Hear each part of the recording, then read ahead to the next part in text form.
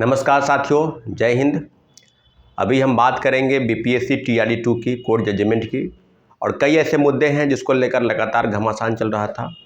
दूसरी तरफ आपको बता दें कि 4-5 दिनों से मैं पटना से बाहर हूँ, तो शायद आपसे संपर्क नहीं हो पाया। और सारी चीज़ों पर, एज रिलैक्सेशन पर आगे क्या होगा, बीपीएससी टीआरई 2 में जजमेंट जो आया है उस पर क्या होगा, तो सबसे पहले आपको खुशखबरी दे दें कि टीआरई 1 में जिस प्रकार से 1151 का जो जजमेंट आया था उसमें नानी तागिया के जो बेंच ने सुनवाई की थी और उसने स्पष्ट कहा था कि टीआरई 1 से लेकर टीआरई 2 तक और जो भी पद खाली है खासकर टीआरई 1 में उन सारे सीटों का आकलन किया जाए। और लगभग 101 पिटिशनर थे उस मामले में, आपको पता होगा।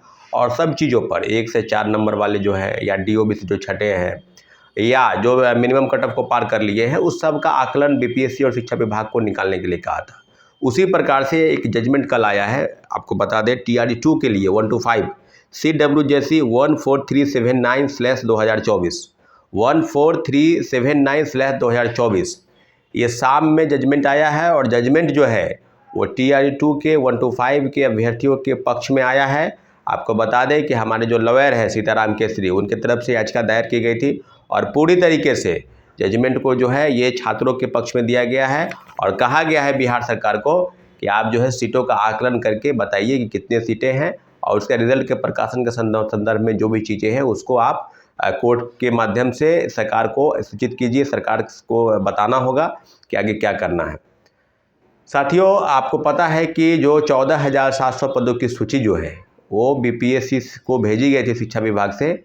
और उसी साथ 14,700 पदों को चैलेंज किया गया है कि जो चेयरमैन हैं उन्होंने लिखा, ट्वीट किया कि हम तैयारी कर रहे हैं सप्लीमेंट्री रिजल्ट की। और सप्लीमेंट्री रिजल्ट पर कहीं ना कहीं जिस तरह की चीज़ें सामने आ रही थी और लगातार प्रोटेस्ट चल रहा था। टीआरई 1 में आपको याद होगा कि 2773 लोगों का मात्र रिजल्ट दिया गया और 4700 पदों की सूची भेजी, उसमें से भी 2000 पद की कटौती की गई।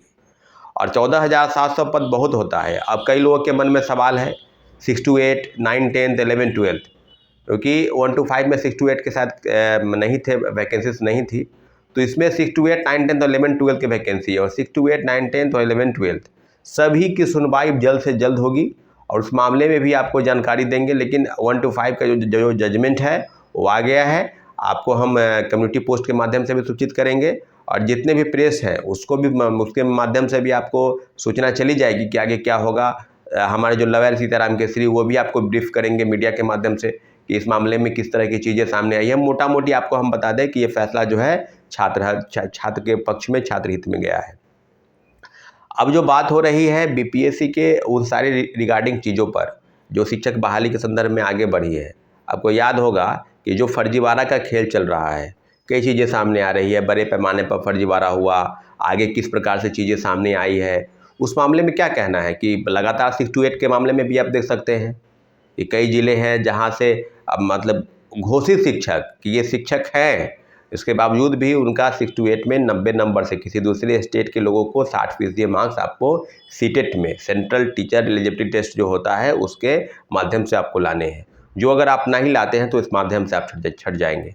दूसरी तरफ से थंब इम्प्रेशन का काम अगर चल रहा है, सत्यापन चल रहा है, कई तरह के वेरिफिकेशन चल रहे हैं, डोमिसाइल फर्जी बनाकर लोग बहाल हुए हैं, उस मामले में भी कई चीज़ें सामने आ रही है।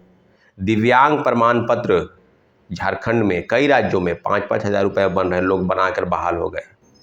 तो सारी चीज़ें बिल्कुल अब सामने आ गई है कि बीपीएससी टीआरई 1 से लेकर टीआरई 2 तक जिस प्रकार से फर्जीवाड़ा हुआ और फर्जीवाड़ा के नाम पर लोगों का जो गला घोटा गया मेरिट वाले का, उस बात से अब कोई इनकार नहीं कर सकता है कि ये बहुत बड़ी वैकेंसी थी और बहुत भी बड़ा घोटाला था।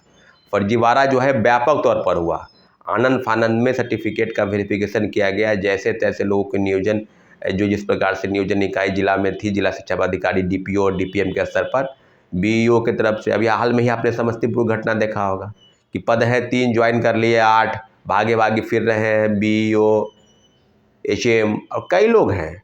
तो मामले बिल्कुल अब है कि पूरी तरीके से अब जो है वो परत खुल चुकी है शिक्षा विभाग और बीपीएससी की।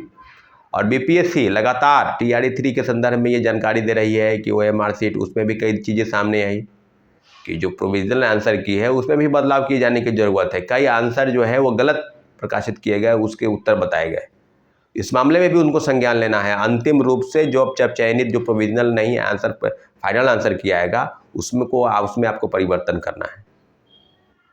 तो छात्रों को गुमराह करने के लिए कई चीज़ें हैं कि गलत को सही बताकर, सही को गलत बताकर फाइनली क्या करना है, इस मामले में भी किस तरह की चीज़ें आएंगी। लेकिन आपको हम बता दें कि जो चीज़ें सामने आएंगी उसकी पूरी जानकारी आपको हम देंगे। और अभी दूसरे तरीके से अगर कहा जाए एज रिलैक्सेशन के मामले में, तो एज रिलैक्सेशन के मामले में कई चीज़ें हुई है। कल वैकेंसी भी आई है, तो वैकेंसी के संदर्भ में अब आगे क्या होगा, एज रिलैक्सेशन कैसे मिलेगा, क्योंकि कई चीज़ें आपको बता दें कि DOPT में फाइल पे बना हुआ है, इसके बावजूद भी एज रिलैक्सेशन नहीं मिला, तो काफ़ी दुर्भाग्यपूर्ण है।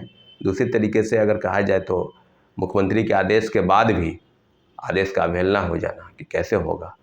तो जाहिर सी बात है कि BPSC सिविल सेवा जो 70वीं वैकेंसी है और लगभग 1957 पद की वैकेंसी दी गई है। कल नोटिफिकेशन भी जारी हो गया, 28 तारीख से उसके फॉर्म में अप्लाई होने हैं। तो सारी चीज़ें बिल्कुल अब है कि BPSC एज रिलैक्सेशन के मामले में कई छात्र हैं जो पटना में हैं, तो देखा जाए आगे क्या होगा। कई चीज़ें हो रही है। निश्चित रूप से जो भी चीज़ें होगी आपको बताया जाएगा कैसे आगे बढ़ना है, क्या करना है। लेकिन उम्मीद अभी हम लोग भी लगाए रखे हैं कि जो भी होगा मिलजुल कर करना है। अगर नहीं होता है तो अंतोगत्वा दूसरा कोई रास्ता विकल्प के तौर पर आगे बढ़ा जाएगा। ठीक है साथियों, धन्यवाद, जय हिंद।